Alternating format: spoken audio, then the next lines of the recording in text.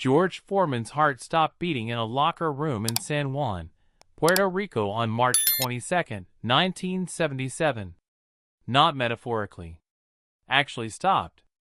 And in those few seconds, when his heart forgot how to beat, when his lungs forgot how to breathe, George Foreman met God. What happened next would transform a brutal street fighter into a preacher, a champion into a servant, and a man everyone feared into a man everyone loved. But it started with the worst night of his life. The fight against Jimmy Young was supposed to be easy. A tune-up. A warm-up before Foreman challenged for the heavyweight title again. Jimmy Young was a defensive fighter, slick but not powerful. He'd never knocked anyone out. George Foreman, on the other hand, had demolished Joe Frazier. He'd terrified the boxing world. He was the man Muhammad Ali had to trick and tire out in the Rumble in the Jungle because Ali couldn't beat him straight up. But something was wrong that night in Puerto Rico. From the first round, Foreman felt heavy.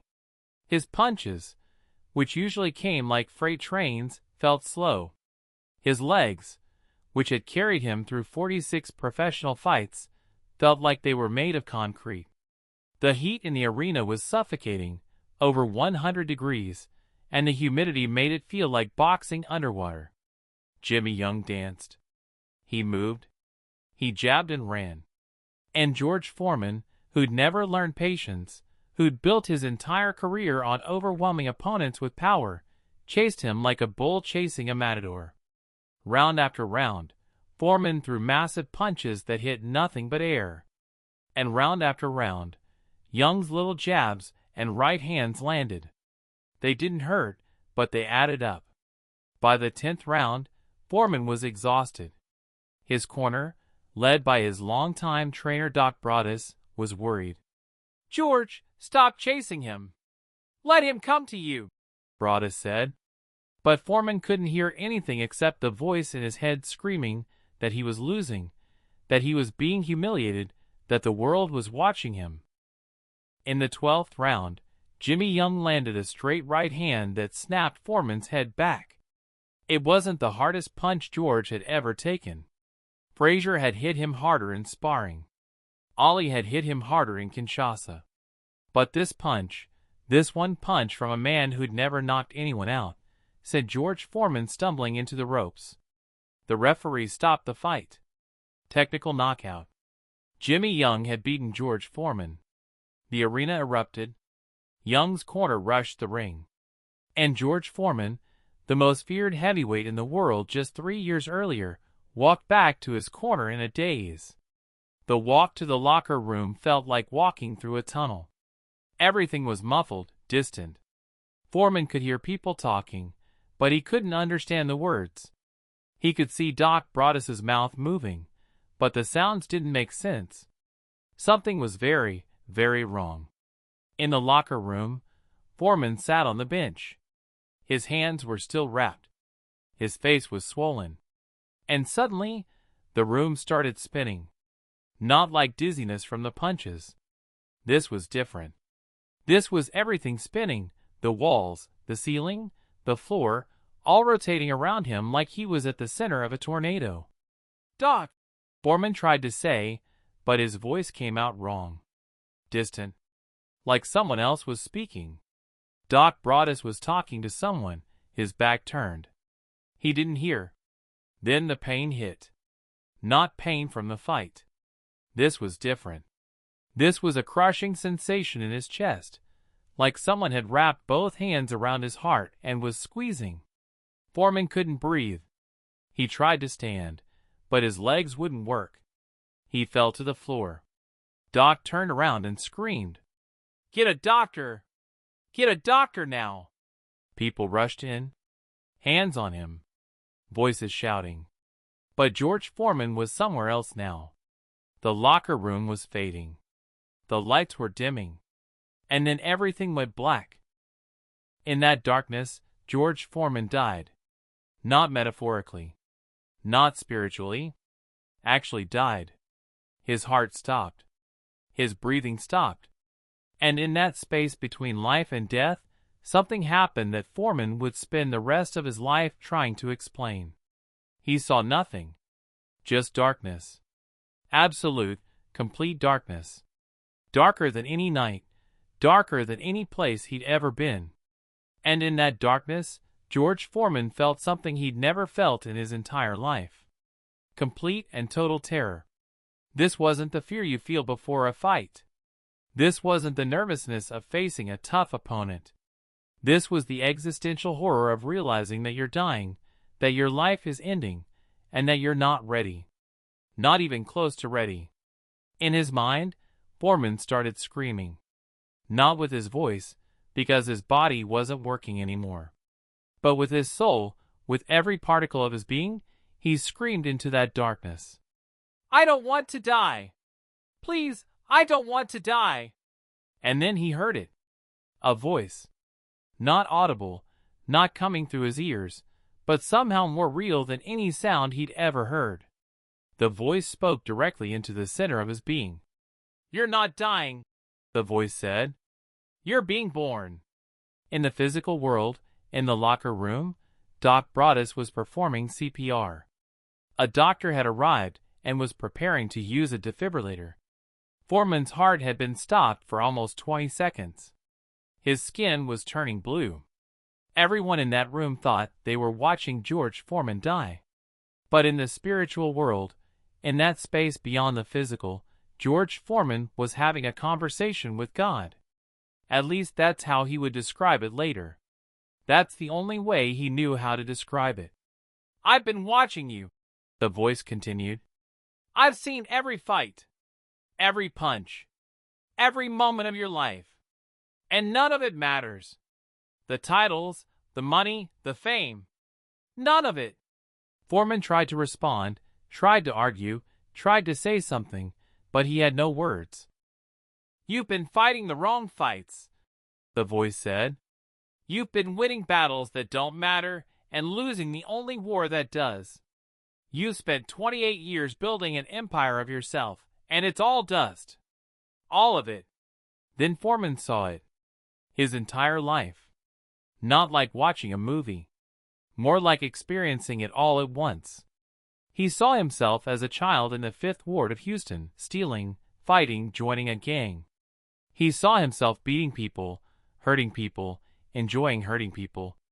He saw himself winning fights in the ring and feeling nothing except the desire to win more. He saw himself with women, with money, with fame, and he saw how empty it all was. How every victory left him feeling more hollow than the one before. And he saw where it was leading. To this moment. To this locker room floor. To death with nothing to show for his life except violence and ego. You can go back, the voice said. But not as the man you were. That man is dead. He died on this floor. If you go back as something new. Something I've been preparing you to become your entire life, even though you didn't know it. What? Foreman managed to think. What am I supposed to become? You'll know, the voice said. When you wake up, you'll know. In the locker room, George Foreman's heart started beating again. His eyes opened. He gasped, sucking in air like a drowning man breaking the surface. Doc Broaddus was crying, actually crying, holding Foreman's hand. The doctor was checking his pulse, shaking his head in disbelief. You were gone, Doc said. George, you were gone. Your heart stopped. We thought we lost you. But Foreman wasn't listening. He was staring at the ceiling, tears streaming down his face, and he was saying something over and over. Doc leaned in close to hear. Jesus Christ is coming alive in me, Foreman was saying. Jesus Christ is coming alive in me. Doc looked at the doctor. The doctor shrugged. Might be brain damage from the oxygen loss, he said. We should get him to a hospital. But there was no brain damage. George Foreman's brain was working better than it ever had. For the first time in his life, he could see clearly. He could see what his life had been, what it was, and what it needed to become. And the clarity was overwhelming. They took him to the hospital anyway. Kept him overnight for observation. Ran tests. Everything came back normal. His heart was fine. His brain was fine. Physically, George Foreman was perfectly healthy.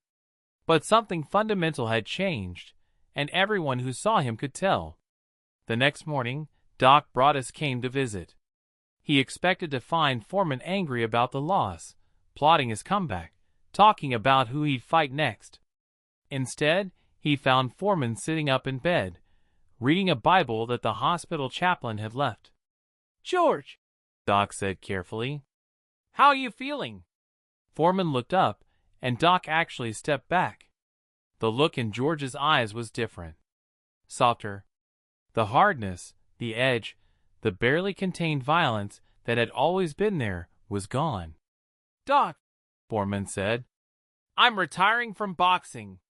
Doc laughed. "Come on, George. You lost a fight. It happens. You'll come back stronger." "I'm not coming back," Foreman said. "I'm done fighting. I'm going to be a preacher." Doc sat down heavily. "A what?" "A preacher.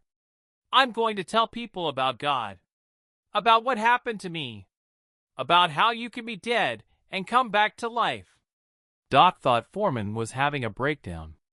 The loss, the stress, the near-death experience, it had all been too much. "George, listen to me. You're upset.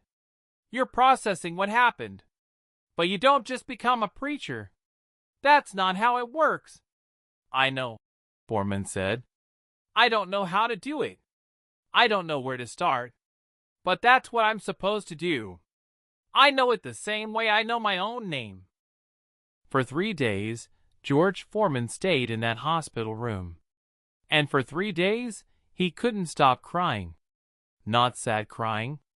Not angry crying. Just overwhelming emotional crying. Everything he'd held back for 28 years, all the pain, all the loneliness, all the fear, it all came pouring out. When he finally left the hospital and flew back to Houston, the first thing he did was drive past his gym. He'd spent thousands of hours in that gym. It was where he'd become champion. But he didn't stop. He kept driving until he found what he was looking for. A small church on the east side of Houston. A rundown building with a faded sign and a parking lot full of potholes. George Foreman, former heavyweight champion of the world, millionaire, celebrity, walked up to the door of that little church and knocked. The door opened and a man in his 50s with kind eyes and graying hair looked out. He was wearing jeans and a work shirt, holding a paintbrush. The church was clearly in the middle of renovations. "Can I help you?" the man asked. George Foreman stood there, this huge man, 6 feet 3 inches, 220 pounds of muscle, hands that had destroyed heavyweight champions, and he couldn't speak. His mouth opened, but nothing came out. Finally, he managed to say, "I need to talk to someone about God." The man put down his paintbrush and smiled. "Well, you came to the right place. I'm Ron Patterson. I'm the pastor here. Come on in." They walked through the church. It was small, maybe room for 100 people. The pews were old and worn. The carpet was faded. Paint was peeling off the walls. But there was something about the place that made Foreman feel safe, like he could breathe for the first time in years. Pastor Ron led him to a small office in the back. 2 chairs, a desk covered in papers, and a bookshelf full of religious texts. They sat down, and Pastor Ron waited. He didn't push. He just waited for George to find his words. "I died 3 days ago," Foreman finally said. "My heart stopped. And when I was dead, I met God. Or Jesus. Or something. I don't know how to explain it. But it was real. More real than anything I've ever experienced." Pastor Ron didn't look skeptical. He didn't look surprised. He just nodded slowly. "Tell me what happened." So George told him. Everything. The fight. The locker room. The darkness. The voice. The conversation. The feeling of being completely known, completely seen, completely loved, and completely challenged all at the same time. And as he talked, the tears started again. "I've spent my whole life hurting people," Foreman said. "In the ring, yeah, but before that too. I grew up in the Fifth Ward. You know what that's like." Pastor Ron nodded. He knew. The Fifth Ward of Houston in the 1950s and 60s was one of the roughest neighborhoods in America. Poverty, violence, gangs. It was where you learned to fight or learned to die. "I was in a gang by the time I was 14, Foreman continued. "We'd rob people, beat people up. I carried a knife. I would have killed someone if I'd gotten the chance. That's who I was. That's what the Fifth Ward taught me. Be the baddest or be the victim." Foreman's hands were shaking now. "Then I found boxing, and everyone told me boxing saved my life. But it didn't save me. It just gave me a legal way to hurt people. I'd get in that ring, and I'd want to destroy whoever was across from me. Not just beat them. Destroy them. Make them feel what I felt my whole life. Make them afraid." Pastor Ron leaned forward. "And did it make you feel better? The hurting, the destroying?" Foreman shook his head. "No. Never. Not once. Every time I knocked someone out, I'd feel this rush for like 5 seconds. And then nothing. Just empty. So I'd look for the next fight, the next opponent, thinking maybe this time it'll fill that hole inside me. But it never did." "What hole?" Pastor Ron asked gently. And that's when George Foreman broke down completely. This man who'd terrified Joe Frazier, who'd made grown men quit in the ring, sobbed like a child in a small church office in Houston. "I never had a father," Foreman said through his tears. "My mom had 7 kids by different men. None of them stuck around. I grew up not knowing who my daddy was. And every day, every single day of my childhood, I felt like I wasn't supposed to exist. Like I was a mistake." Pastor Ron didn't say anything. He just let Foreman talk. "You know what I used to do when I was a kid?" Foreman asked. "I'd walk through the neighborhood and look at men. Any man. And I'd wonder, is that my daddy? Is he my daddy? I'd see a man's face and try to find my own features in it. I'd look at how he walked, how he talked, and wonder if that's where I came from." Foreman wiped his eyes with the back of his massive hand. "And I never found him. I never knew. So I decided if I couldn't have a father, I'd make sure I didn't need one. I'd be so tough, so strong, so mean that I wouldn't need anybody. I'd be complete by myself." "But you weren't," Pastor Ron said softly. "No," Foreman agreed. "I was just alone. I had money. I had fame. I had people around me all the time. But I was completely, totally alone. And 3 days ago, lying on that locker room floor, I realized I'd wasted my entire life building walls to keep people out. And the walls worked. I kept everyone out, including God." Pastor Ron stood up and walked around the desk. He pulled up a chair right next to Foreman and sat down, close enough to put his hand on George's shoulder. "George," he said, "do you know what a father does?" Foreman shook his head. "A father sees his child, really sees them, and says, 'You're mine. You belong here. You matter.' That's what you've been looking for your whole life. That's the hole you've been trying to fill with violence and championships and money. You've been looking for someone to see you and say, 'You're mine.'" Fresh tears rolled down Foreman's face. "And 3 days ago," Pastor Ron continued, "that's exactly what happened. God saw you. In that darkness, in that moment of complete vulnerability, God saw you and said, 'You're mine. You belong to me, and I have work for you to do.'" Foreman looked up. "What work?" I'm a boxer. I'm a fighter. That's all I know how to do." Pastor Ron smiled. "You know how to stand in front of people who want to hurt you and not back down. You know how to take hits and keep moving forward. You know how to face fear and walk through it anyway. Those are exactly the skills you need to be a preacher." "But I don't know anything about the Bible," Foreman protested. "I've never read it. I don't know theology. I can barely read, to be honest. I dropped out of school when I was 15.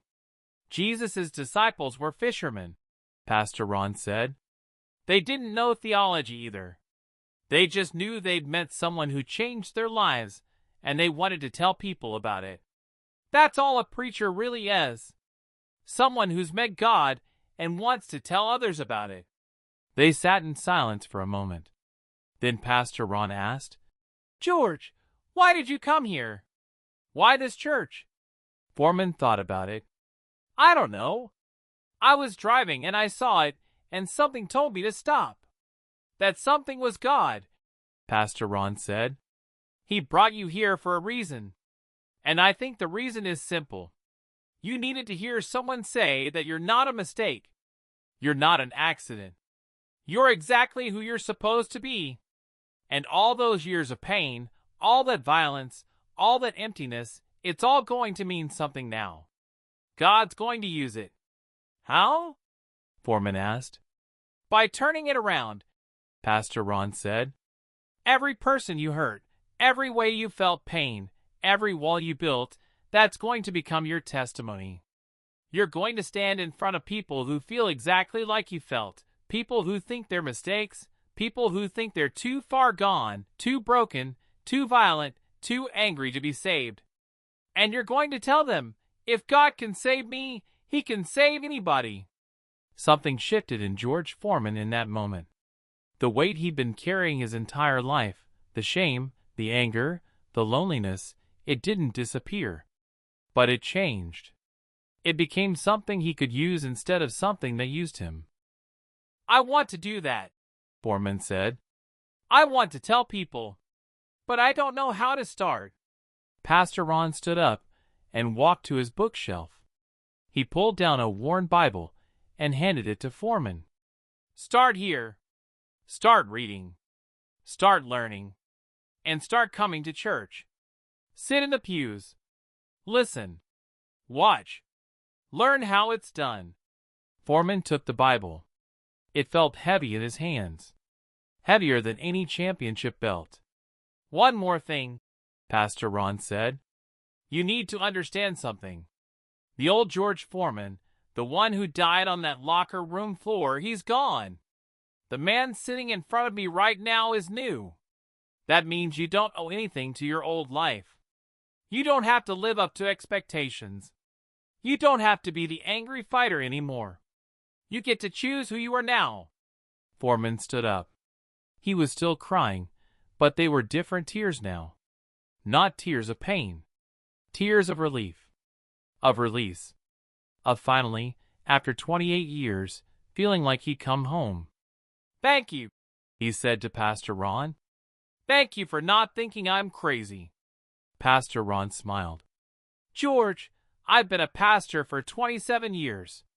I've seen God do a lot of things. Bringing a heavyweight champion to my door because he died and came back? That's not even in the top 10 strangest things I've witnessed. God has a sense of humor. And apparently, His sense of humor includes you." They both laughed. And that laugh, that moment of joy in a small church office, was the beginning of George Foreman's second life. Over the next few weeks, George came to that church every day. He sat in the back pew and listened to Pastor Ron preach. He helped with renovations, painting walls, fixing pews, cleaning bathrooms. The heavyweight champion of the world, on his hands and knees, scrubbing toilets in a church. The congregation didn't know who he was at first. He wore regular clothes, kept his head down, didn't talk much. But word eventually got out. George Foreman was at their church. The George Foreman. Some people wanted autographs. Some wanted to talk about his fights.